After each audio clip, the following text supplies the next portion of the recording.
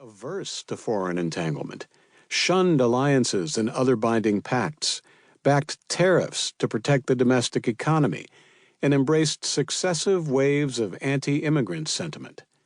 In short, Trump's America First grand strategy was in many respects a throwback to an earlier era. He explicitly linked his approach to the world to the America First Committee, the group of die-hard isolationists that formed in 1940 to block the nation's entry into World War II. Trump's foreign policy was not some bolt from the blue.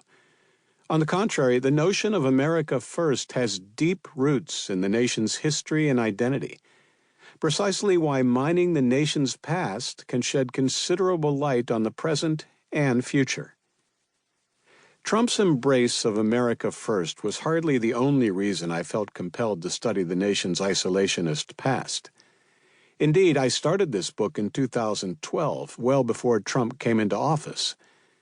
A number of considerations led me to embark on a project aimed at telling the story of isolationism across the full arc of American history. Multiple warning signs suggested that the fall of the Berlin Wall and the end of the Cold War made fragile the activist brand of internationalism that Americans had embraced during the second half of the 20th century.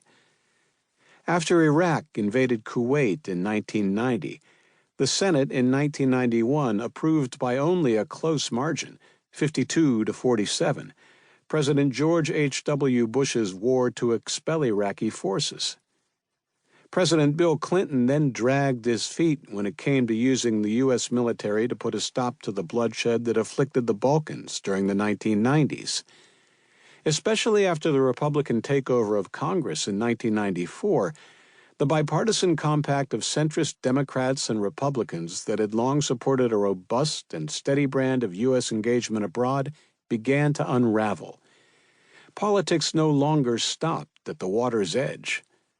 All the while, coverage of foreign affairs in the print and broadcast media fell off precipitously. Americans were losing interest in the rest of the world. The terror attacks of September 11, 2001 abruptly halted the nation's inward turn. The wars in Afghanistan and Iraq initially galvanized the nation and helped restore a bipartisan consensus on the conduct of statecraft. But political polarization only intensified as those wars dragged on, prompting many Americans to ask why their tax dollars were going toward the construction of schools in Afghanistan rather than in Alabama.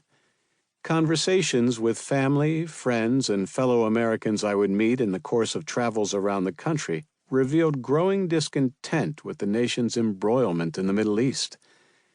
It was no surprise that President Barack Obama was keen to get the United States out of its ongoing wars in Afghanistan and Iraq. As he campaigned for re-election, one of his common refrains was, "Now is the time to focus on nation-building here at home."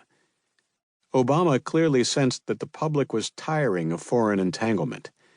In the end, the post-September 11th wars ended up reinforcing, not arresting, the nation's inward turn. Prompted by these developments, I began to explore U.S. grand strategy prior to World War II, putting particular focus on tracing the evolution of isolationism from the founding era through Pearl Harbor. The history was fascinating and illuminating. From the debates among the founders to President Franklin Roosevelt's battle with the America First Committee, the history spoke directly to the nation's ongoing dialogue about the scope and nature of its role in a changing world.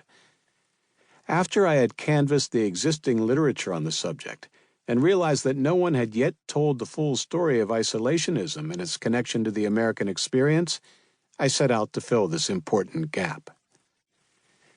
Once I had embarked on this project, I became only more convinced of the importance of probing and unpacking American isolationism.